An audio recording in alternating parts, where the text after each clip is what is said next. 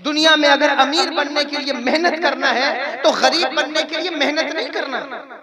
बस अमीर बनने की कोशिश छोड़ो, खुद ब खुद गरीबी का इंतजाम है। अगर चढ़ान में गाड़ी को ऊपर चढ़ाने के लिए एक्सेलरेट करना होता है तो पीछे आने के लिए बैक गियर नहीं डालना, बस एक्सेलेटर लेना छोड़ दो, ऑटोमेटिक पीछे आएगी। वाह! जब उसकी ये बात मैंने सुनी, मैंने कहा बिलाशुबा जन्नत में जाने के लिए मेहनत करना होगा, जहन्नम में जाने के लिए मेहनत की जरूरत नहीं, बस जन्नत में जाने की कोशिश छोड़ो, ऑटोमेटिक जहन्नम का इंतजाम, ऑटोमेटिक जहन्नम में जाओगे।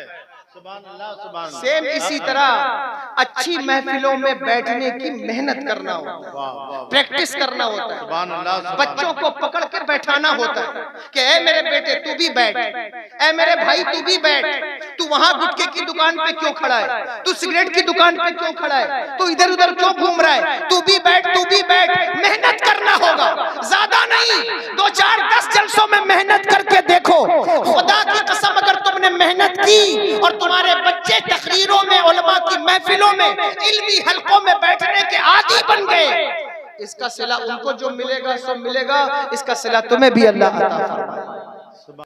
इल्म की अहमियत जानो, अगर इल्म नहीं हासिल कर सके तो कम से कम इल्म वालों की अहमियत जानो। देखो इल्म की अगर कद्र की जाए क्या मिलता है, उसका बदला क्या मिलता है। अगर इल्म की कद्र की जाए क्या बदला मिलता है, अगर तवज्जो हो मैं ये बात पेश करूं, सुन रहे हैं। एक बहुत बड़ा नाम है हिंदुस्तान की सरजमीन पर, आप सब जानते हैं उस इदारे को जिसे हम अल जामिअतुल अशरफिया अज़हर हिंद कहते हैं ना। अल जामिअतुल अशरफिया मुबारकपुर के बानी कौन है, हुजूर हाफिज मिल्लत अलैहि। उनके उस्ताद कौन है, हुजूर सदरुल शरिया अल्लामा अमजद अली खालिद। सुभान अल्लाह। जिस जमाने में हुजूर सदरुल शरिया अलैहि रहमा फारिग हुए इल्म हासिल करके, हुजूर मुहद्दिस से सूरती से पढ़ते थे, पीलीभीत। तवज्जो है, मुहद्दिस से सूरती बहुत बड़ा नाम है इल्म हदीस के अंदर, और इतना बड़ा नाम कि अल्लाहु अकबर, सारी जिंदगी वो एक झोला टांग कर चलते रहे। उनसे किसी ने पूछा कि आप ये झोला टांग कर क्यों चलते हैं, फरमाया जब मैं घर से निकला था ये झोला मेरी माँ ने दिया था। सुभान अल्लाह, सुभान अल्लाह। और कहा था कि बेटे ये झोला टांगे रहना, और अगर तू इसे टांगे रहेगा इसमें तेरे इल्म का हासिल करने का सामान है, जखीरा है। मैं इसे इसलिए टांगे रहता हूँ ताकि मैं खुद को आलिम ना समझूं, तालिबे इल्म समझूं, इसलिए इसे टांगे रहता हूँ। वो हुजूर मुहद्दिस। सुभान अल्लाह, सुभान अल्लाह, सुभान अल्लाह। नारे तकबीर, नारे रिसालत, उलमाए अहले सुन्नत। उनके शागिर्द हैं हुजूर सदरुल शरिया अलैहि, और उनके उस्ताद हैं हज़रत अल्लामा फजल रहमान गंज मुरादाबादी रहमतुल्लाह ताला। हुजूर मुहद्दिस सूरती कहते हैं कि अगर मुझसे किसी ने इल्म हदीस सीखा है, सीखने वाले पूरी दुनिया के तलबा हैं, लेकिन फरमाया वाकई किसी ने मुझसे फायदा उठाया है तो वो सदरुल शरिया अल्लामा अमजद अली, यही वो शख्स। जब फारिग हुए तो बिहार का एक बड़ा इदारा है जहां वो चले गए, हुजूर सदरुल शरिया अलैहि, और उन्होंने वहां 2 साल खिदमत अंजाम दी है। यही वो वक्त है जिसमें वो हुजूर आला हज़रत फाजिल बरेलवी रहमतुल्लाह ताला अलैहि से मुरीद हुए। बिहार ही की सरजमीन, या हमारे बुजुर्ग बैठे होंगे, कोई इस्लाह करना चाहे करेक्ट कर देगा, मेरा अपना मुताला है। तो 2 साल वो बिहार में रहे। 2 साल के बाद जो नाज़िम आला थे इदारे के, जो इल्म नवाज थे, उलमा नवाज थे, उनका विसाल हो गया, वो इंतकाल कर गया। तवज्जो है, सुन रहे हैं या नहीं? उनका इंतकाल हो गया, मदरसा कमेटी वालों के जिम्मा में आ गया, और कमेटी वालों पर अल्लाह रहम फरमाए। ये मैं उनके लिए दुआ करता हूँ जी, कि ये सारी कमेटी वालों के लिए नहीं, लेकिन चूंकि बात रिकॉर्ड हो रही जाती है बाद में, तो ये सब कमेटी वालों के लिए नहीं, लेकिन ये बिल्कुल हकीकी बात है कि इल्म की नाकदरी करने की अगुवाई जिन लोगों ने की है उसमें इस दौर की मस्जिद की कमेटियां और मदरसे की कमेटियां सरे फहरिस्त कि इल्म की नाकदरी की कैसे जाती है, उलमा की नाकदरी की कैसे जाती है, ये इन्होंने बताया है। इसलिए कमेटी वालों, अगर मेरी बात बुरी लग जाए मुझे माफ कर देना, लेकिन मैं तुम्हें हाथ जोड़ के कहता हूं, उलमा की नाकदरी न करो, इल्म की नाकदरी न करो, अइम्मा की नाकदरी न करो, और जब अपनी कमेटियां बनाओ तो उसमें शहर के लुच्चे लफंगे गाली देने वाले और जानियों को शामिल न करो,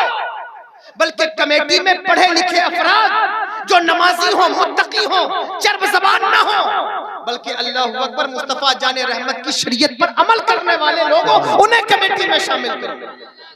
ये किसने तुम्हें बताया है कि जो सबसे बड़ा अय्याश है उसे कमेटी का सदर बनाओ?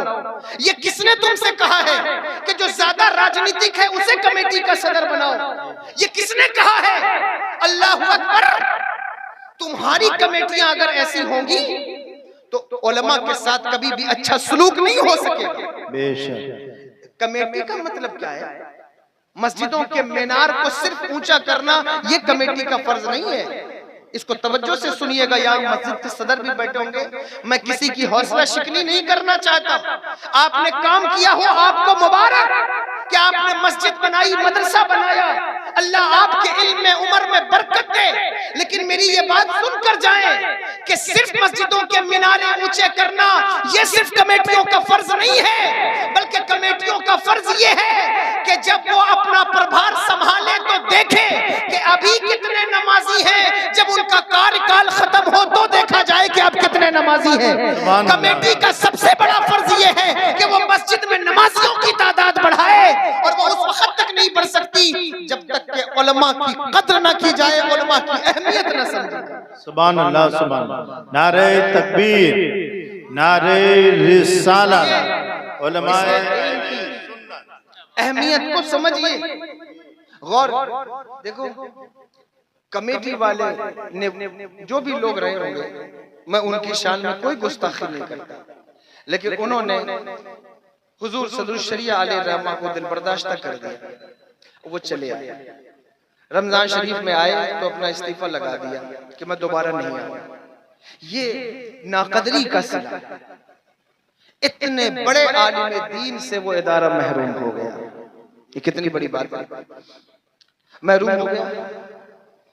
अब जब घर बैठ गए तो ये परेशानी सताने लगी कि मदरसे में तो तनख्वाह मिलती थी, लेकिन अब घर में क्या करें? तो सोचा कोई इंतजाम करना चाहिए। उनके वालिदे गिरामी हकीम मतब चलाते थे, तो आपने सोचा कि मैं भी मतब खोलूं और मतब चलाऊं। फिर सोचा कि थोड़ा बहुत मुझे इसका इल्म है, क्यों ना इसका बाज़ाब्ता कोर्स कर लिया जाए। तो 2 साल आपने लखनऊ में आकर के इल्म तिब का कोर्स किया और घर लौट करके वापस दवाखाना खोला, और वो बाकायदा तौर पर चलने लगा। रोजगार की तरफ से टेंशन फ्री हो गई। ये बात अपने जहन में रखना कि जो आलिम है, जो तुम्हारे यहाँ 10,000 15,000 में ड्यूटी कर रहा है, अगर वो बिजनेस की तरफ आए तो वो तुमसे अच्छा बिजनेस करेगा। मैं जिम्मेदारी से कहता हूँ, यहाँ उलमा भी बैठे, अगर वो आलिम जो मस्जिद में 10,000 की तनख्वाह पर है, 15,000 की तनख्वाह पर है, अगर वो बिजनेस की लाइन में उतर जाए, वो आपसे आगे निकल जाए। वजह जो उसूल शासी हल करके आया है, जो सिराजी का मसला हल करके आया है, जो कुतुबी और मीर कुतुबी को सुलझा कर आया है, वो बिजनेस के उकदे हल नहीं कर सकता। वो करेगा तो तुमसे बेहतर करेगा। ये उसका एहसान है कि वो 10,000 में 20,000 में तुम्हारे इलाके को सैराब कर रहा है। उसकी कद्र करो, उसकी अहमियत को जानो। अल्लाहु अकबर। वो दवाखाना चल पड़ा। अब परेशानी सिर्फ एक थी कि सुबह सुबह कारूरा देखना होता था। पिछले जमाने में भी यूरिनल टेस्ट जो होता है, अब आज आप कराते हैं, उस जमाने में भी, और यूनानी फलसफे में पुराना कि यूरिन देख करके इलाज किया जाता था। तो उनको भी सुबह सुबह कारूरा देखना होता था। वो उनकी तबीयत पे बड़ा शाक था कि ये मुझे सुबह सुबह देखना होता है। फिर एक मर्तबा हुजूर मोहद्दिस सुरती की बारगाह में आए, अपने उस्ताद की बारगाह में। तो हजरत ने पूछा कि क्या कर रहे हो? फरमाया कि मैंने इस्तीफा लगा दिया है, अब घर बैठ गया हूँ। क्या करते हो? का मतलब चलाता। तो उस्ताद को बड़ा कल्प हुआ कि मैंने इतना पढ़ाया और इतना इल्म हदीस दिया, और अगर ये दवाखाना चलाएंगे तो दीन का काम कैसे होगा? सुभान अल्लाह, कैसे होगा? तो पूछा कि यहाँ से कहाँ जाओगे? कहा हुजूर आला हज़रत की बारगाह में हाजिरी दूंगा। तो हुजूर मोहद्दिस सुरती ने हुजूर आला हज़रत को खत लिखा कि आप इनकी इस्लाह फरमाएं और इन्हें दीन की तरफ, दीनी उमूर की तरफ करें कि ये जो है वो इस दर्स व तदरीस के काम में लग जाए, या इनका फायदा जो है वो लोगों तक पहुंचे। ये जरूरी चीज है। इल्म हासिल करना अलग बात है, लेकिन उसे लोगों तक पहुंचाना ये बड़ी बात है। सुभान अल्लाह, सुभान। ये जो कुरान में सूरह नमल है ना, एक चींटी के नाम पर पूरी सूरह का नाम रख दिया गया है। आप अगर इसकी तफसीर पर तवज्जो करें, बात लंबी हो जाएगी चूंकि, वरना शेख अब्दुल अजीज मुहद्दिस दिल्ली इसके ज़िम्न में ये बात लिखी है, जो बात मैं यहाँ अर्ज कर। उस चींटी को ये मकाम क्यों मिला कि उसका जानना अलग बात है कि वो जान गई कि हजरत सुलेमान अलैहिस्सलाम का लश्कर आ रहा है, लेकिन जानने के बाद खामोश न रही, बल्कि उसने अपने इल्म से दूसरों को मुस्तफीद किया है, फायदा पहुंचाया है। इस फायदा पहुंचाने की बुनियाद पर कयामत तक आने वाली चूटियों की सरदार बना दी गई है, उसे सरदार बना दिया। सुभान अल्लाह। उसके नाम पर कुरान की पूरी एक सूरह का नाम रख दिया गया। कितनी बड़ी बात, कितनी बड़ी बात। चींटी अगर इल्म रखे, उसे लोगों तक पहुंचाए, तो उसके नाम पर कुरान की सूरत का नाम रख दिया जाए। इंसान होकर अगर तुम इल्म की तरफ पेशकदमी करो तो सोचो तुम्हारा मकाम क्या हो, क्या मर्तबा अल्लाह तुम्हें दे। इसलिए इल्म वालों, अगर इल्म नहीं हासिल कर सके, कम से कम उलमा की अहमियत है, उनकी कद्र करो। अल्लाह, जब तुम्हारा तज़किरा कुरान में किया गया, दुनिया को से तुम्हें इंट्रोड्यूस कराया गया, तो क्या कहा गया? कुंतुम खैरा उम्मतिन उखरिजत लिन्नास, तुम सबसे बेहतरीन उम्मत हो, तुम्हें निकाला गया है। किस लिए निकाला गया है? उखरिजत लिन्नास। ये जो लिन्नास में लाम है ना, ये इंतफा का है, इसको लाम इंतफाई कहते हैं। और अन्नास में भी एक लाम है, वो इस्तगराकी है। इसका मतलब ये इंक्लूसिव, दुनिया के हर फर्द को इस उम्मत से अगर फायदा न पहुंचे तो ये दावा सही नहीं होगा, सिवाय अंबिया का इस्तिस्ना है बस। इस उम्मत से हर उम्मत को फायदा पहुंचेगा। सुभान अल्लाह, सुभान। ये मैं नहीं कह रहा हूं, अल्लामा काजी सनाउल्लाह पानीपती मजहरी ने तफसीर मजहरी के अंदर लिखा। इस उम्मत से सारी उम्मत को फायदा कैसे पहुंचेगा वो एक अलग मौजू है, लेकिन कम से कम अपने पड़ोसियों को तो फायदा पहुंचे। वाह, सुभान अल्लाह। कम से कम मस्जिद के इमाम को तो फायदा पहुंचे। सुभान अल्लाह। कम से कम घर के बच्चों को तो तुमसे फायदा पहुंचे। तुम्हारा अमल देखकर तुम्हारे बच्चे बेनमाजी बन गए, तुम्हारा अमल देखकर तुम्हारी बच्चियां बेपर्दा हो गई। अगर आज बच्चियां मुर्तद हो रही हैं, तो आप क्या समझते हैं कि सिर्फ बच्चियों का कसूर है? नहीं, खुदा की कसम पूरा मुआशरा इस बात का जिम्मेदार है। अगर भाई शराब पीकर गटर में पड़ा हो, बाप माँ को दिन रात गालियां दे रहा हो, और माँ के सर पे दुपट्टा न हो, तो बच्ची वलिया नहीं बनेगी, मुर्तदा ही बनेगी।